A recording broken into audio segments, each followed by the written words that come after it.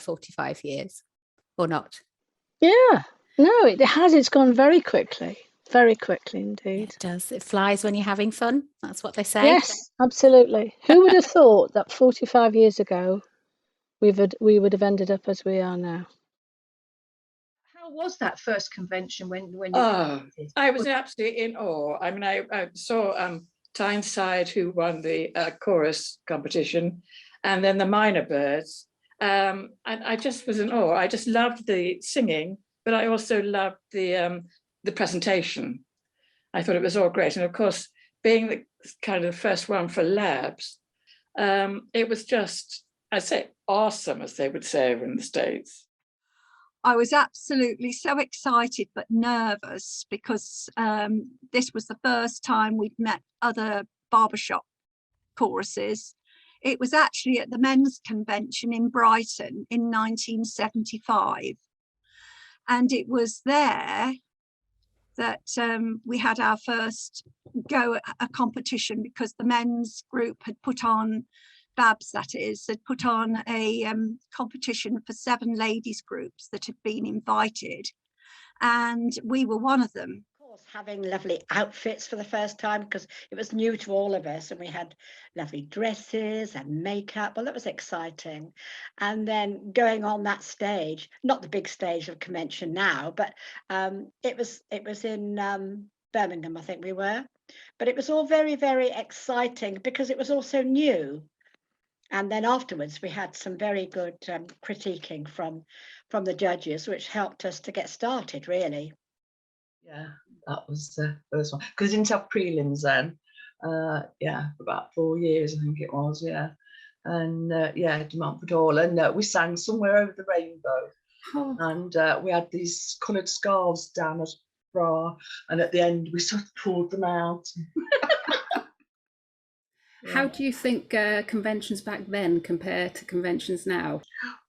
Well, because there wasn't so many, you saw all of it. Where because there's so many of us now, you sort of only see the bit after you've sang, don't you? You know what I mean?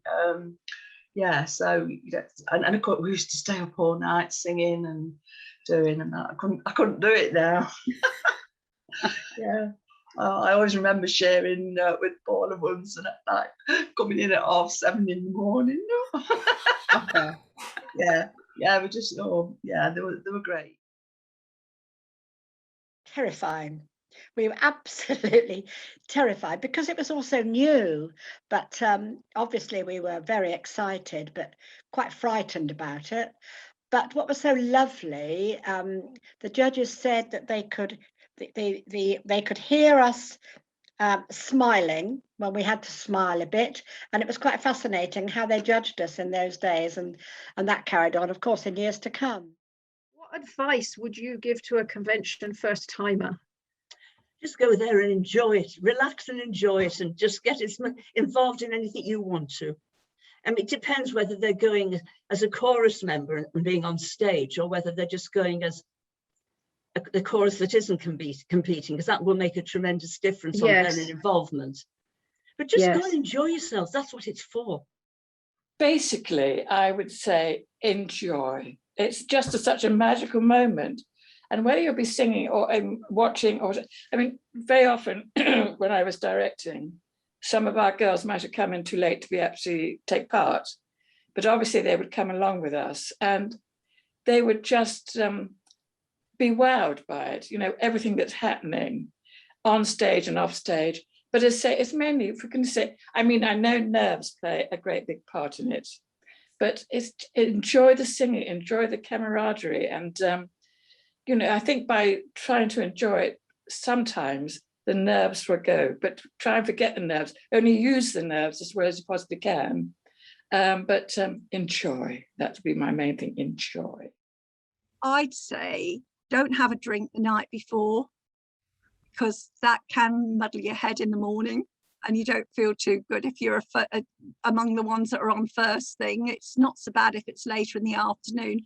I've never been a drinker myself, but some of my friends have indulged, and it's caused a few problems at times when they haven't felt too good.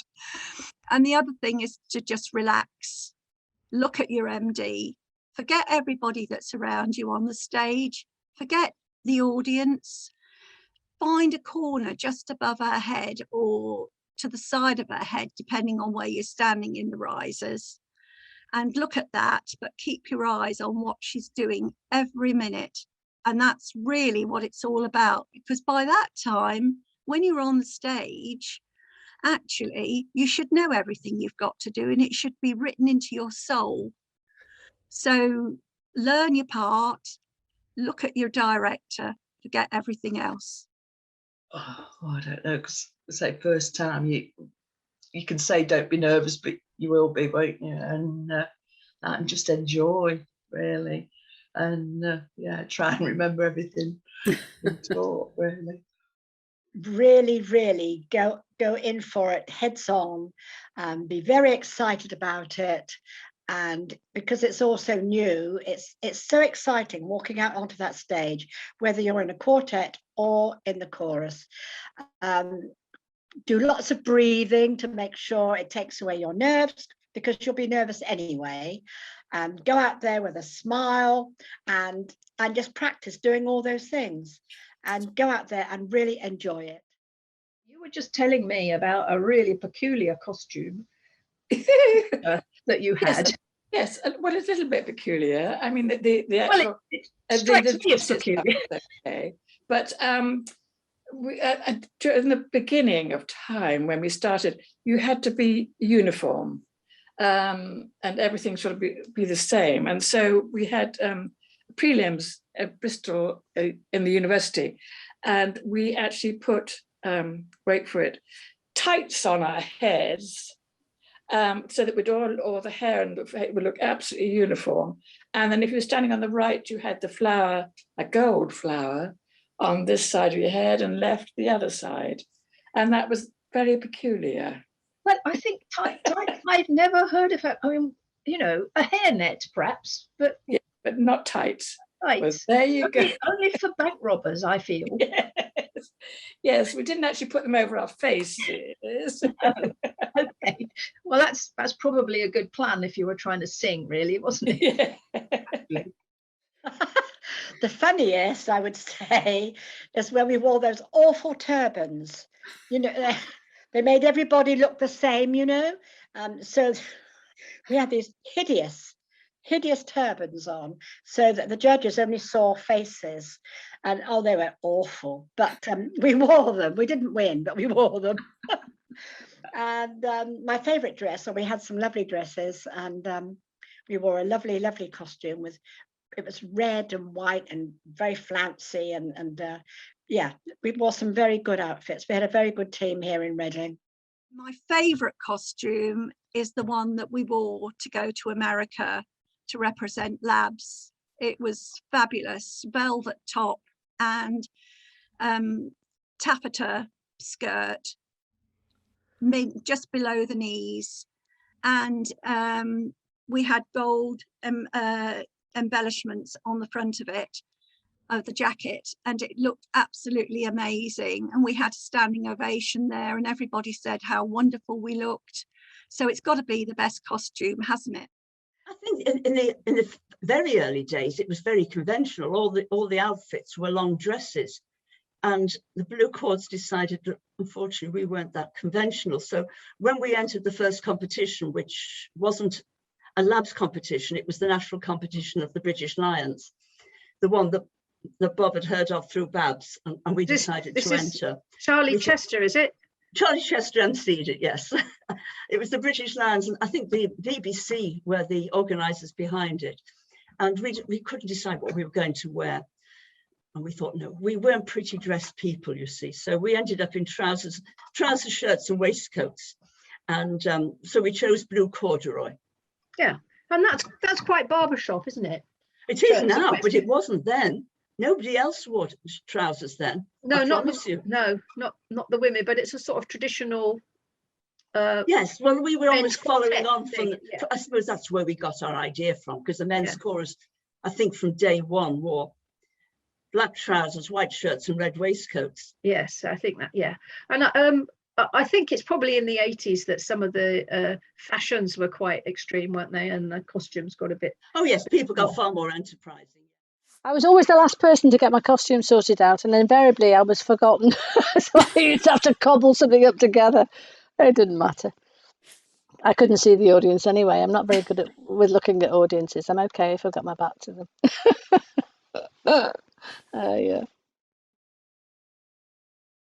I've got a funny story. One of the ladies was having trouble with her Apple phone today online, and she's going away on Sunday night, and I was beside herself. You don't have to have this recorded. She was beside herself, and somebody said, well, take it to the Apple shop. Well, I don't know. It's something to do with this. And she came back and she said, I'm mortified. There was a bit of glitter inside it, and she couldn't get it to charge.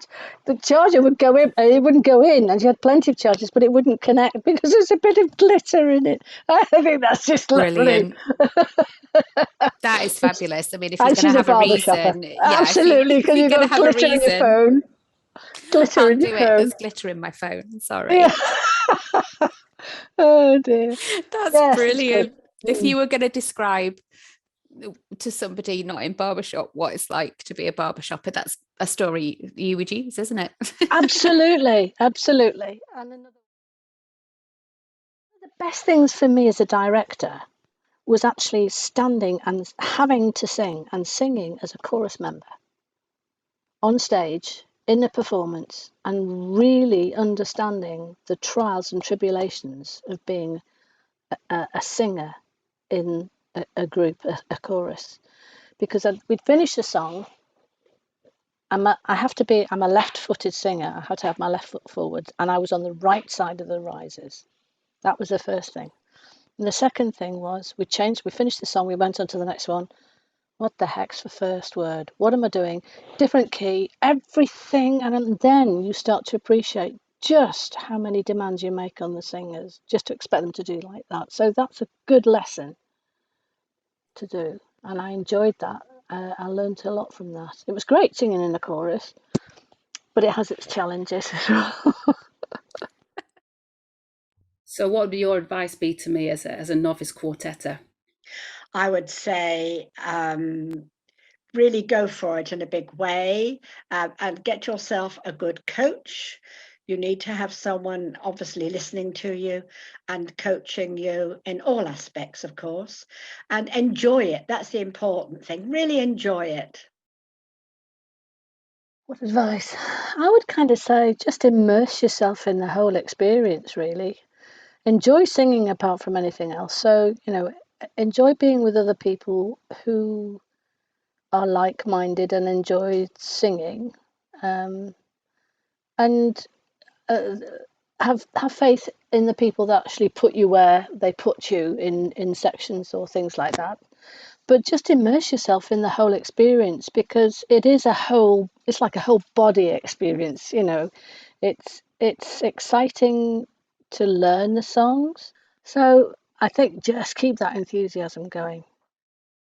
Do you have musical role models that you can point to, people who've influenced you in what you've done, whether they are members of labs or members of other organisations or famous people? Well, from the point of view of barbershop, I would say this quartet, who all those years ago helped us to win our gold, the Bronze Tones from the United States. Perfection, absolute perfection. And we did a lot of basing our singing on them. We used to listen to their recordings all the time. Away from barbershop, the two women who I think have been absolutely splendid, I would say the first one is Barbra Streisand. She, to me, has a most pure voice. Her pitch is incredible and amazing. And secondly, Karen Carpenter from the Carpenters. I love her voice too, because to me, their voices just speak to you. Beautiful. When it came to barbershop, of course, as I say, it was Bob that I first got my barbershop interest through, and he had the most amazing enthusiasm and carried everybody on with him. I mean, Rihanna would confirm that even now. His enthusiasm was just unbelievable. And so I suppose he was my earliest barbershop role model.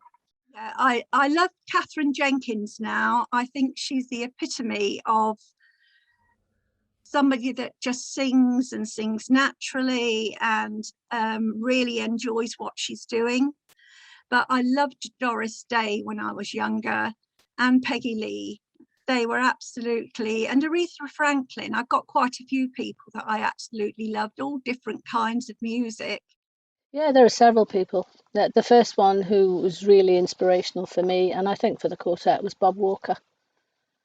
And he still does. I think he's great, you know. Yeah, he was our coach, and I used to watch him direct and listen to what he was saying. And it was very much sitting at the feet of somebody who was a master and knew what they were doing. So Bob had a huge influence on me. Greg Line, he's another one, a director. Many people know Greg, a wonderful, wonderful, inspirational person who was a great coach, and it was a privilege to work with him as his assistant. I really enjoyed that. Joe Lyles, unfortunately, has just left us a couple of weeks or a month or two ago. But what another inspirational guy, you know.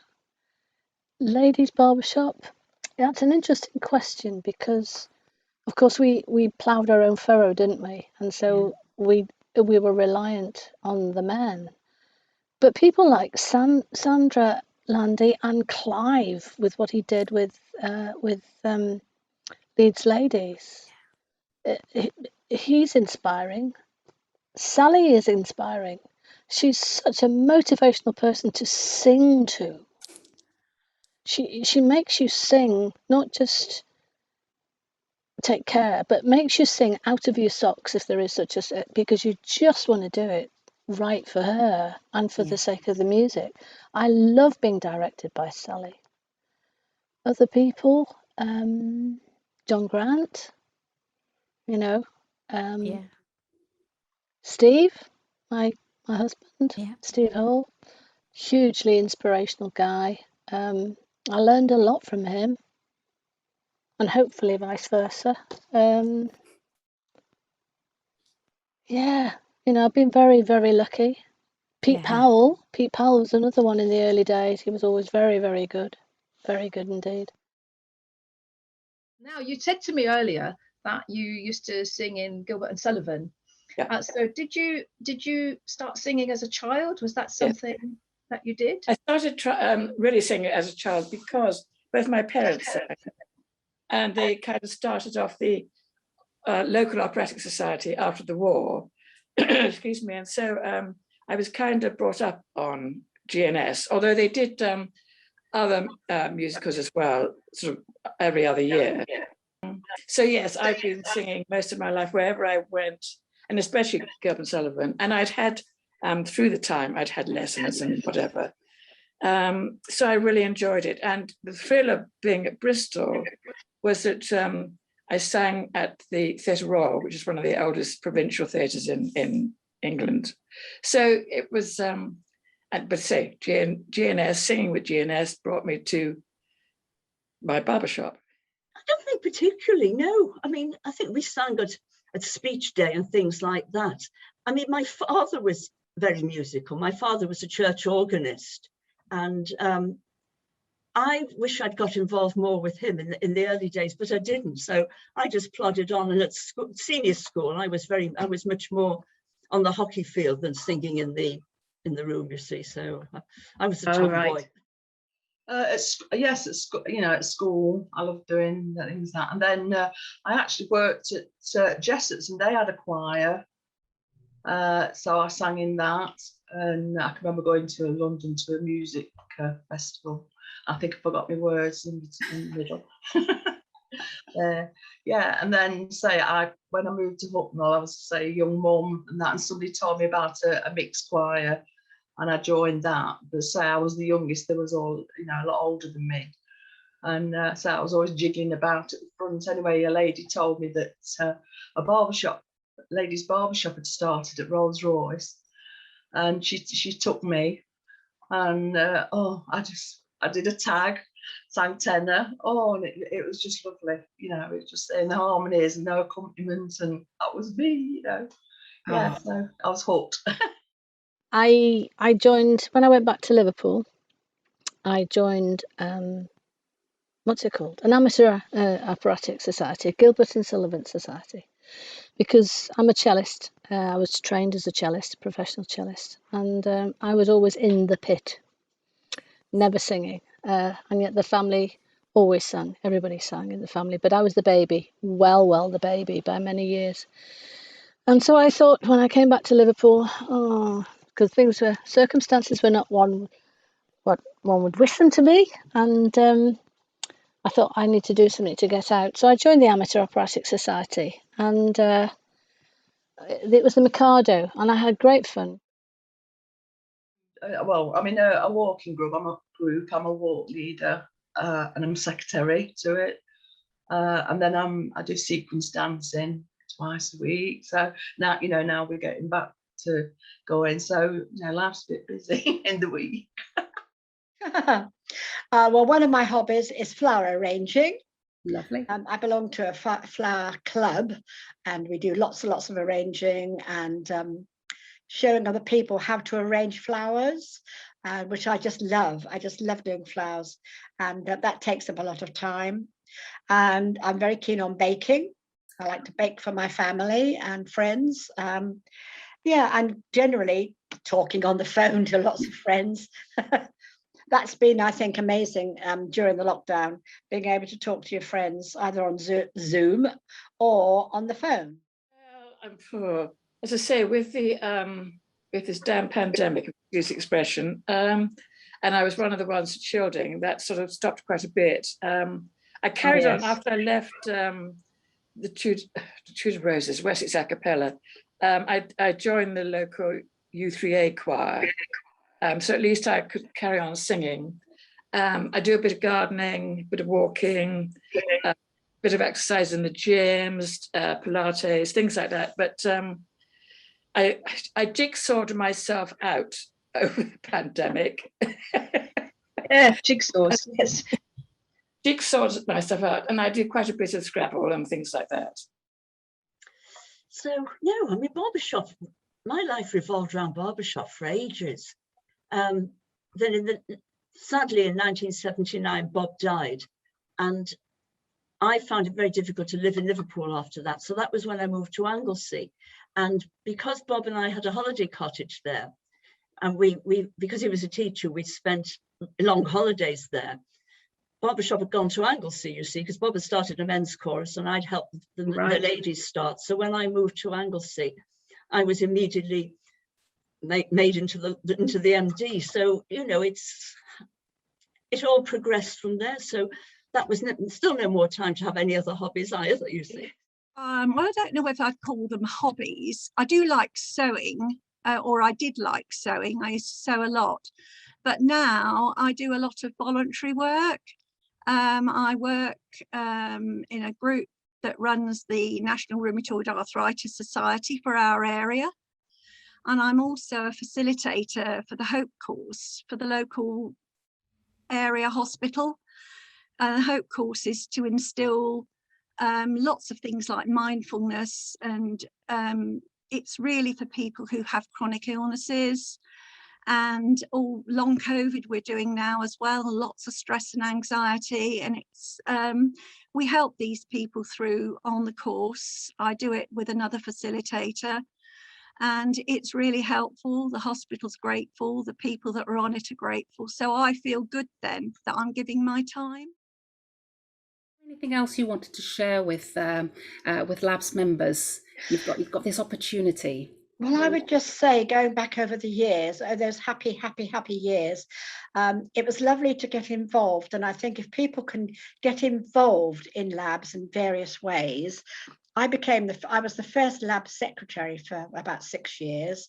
And then I became a harmony accuracy judge, because we were harmony accuracy then, and it's now singing.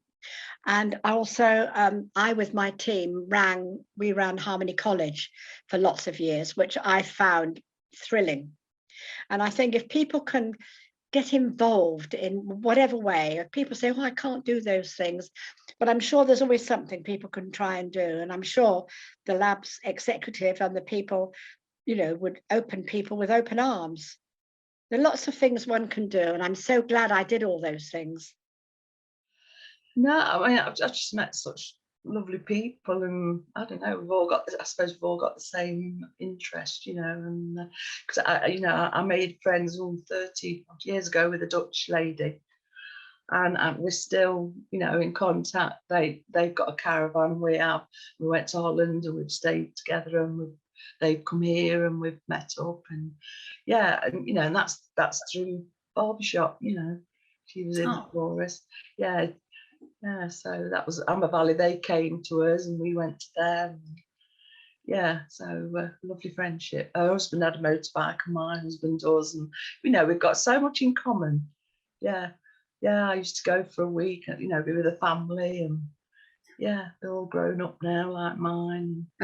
Yeah, yeah. It's, you know, things like, I mean, I wanted anything like that. Oh, well, I got, you know, going to America and things like that. I don't know. I've done so much that I wouldn't have done, you know, if it wasn't for barbershop. The ones that I kind of forgot to mention after I'd left Wessex a cappella, I went to Guildford Harmony, who was one of the older choruses, tried to rescue them, and unfortunately failed, but they were one of the choruses that I had always admired in the past. But sadly, they had lost a lot of members.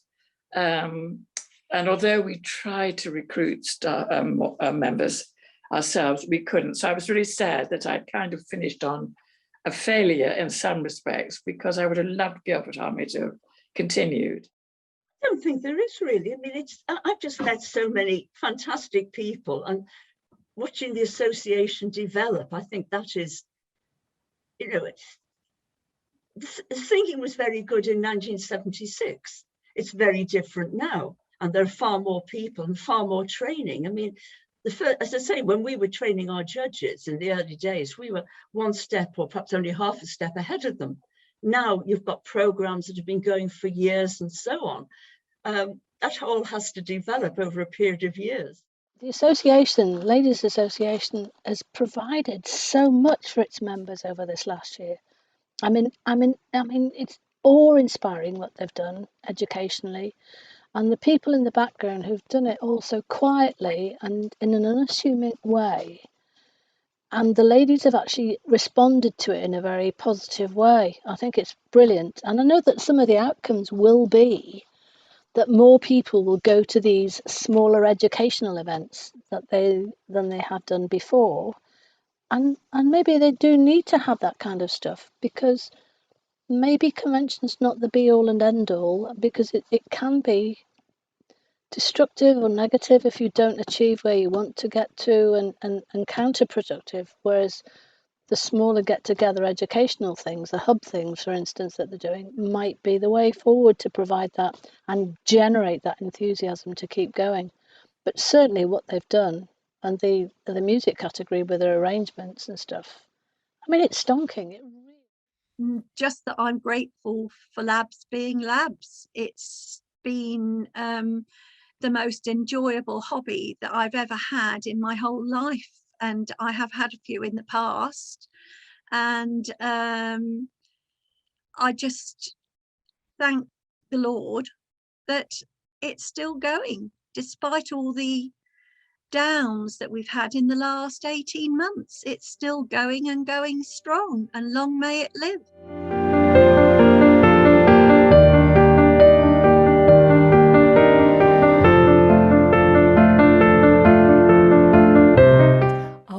That's absolutely fabulous. Thank you. I think that's a really good interview. I hope you're happy with what you've been saying and the questions I've been asking. Well, I've been desperately trying to keep my eyes on this. I can feel them drift. And I was in the judging when it first started. I was doing Balance and Blend with Daff Powell, and I don't know who's going to interview Daff, but she might well tell you what we called each other when we were judging together. Is it polite? No. So I'm not saying it. Take care and keep baking. Yeah, and keep singing. I'll keep singing, you keep baking, and my guilty pleasure is brownies, if you want. All right. Okay, Reed. And I think probably what we might need to chat about first is that some people will have known you by a different name in the course of your long history with Labs. So perhaps you could explain that for us. When we started Labs, I was Margaret Nichols. I became, in the 70s, Margaret Kay, and I subsequently became Margaret de Wolf, and I've now reverted back. So the people who knew me in the very beginning, they know who I am from day one now. Oh, I see. So the people from the very beginning, they're okay. It's the people in the middle that might get a bit Could be totally confused, yes. Okay. Okay. And we had these coloured scarves down as bra, and at the end we sort of pulled them out. Yeah, I mean, we have gone way off some topics I was meant to ask you about.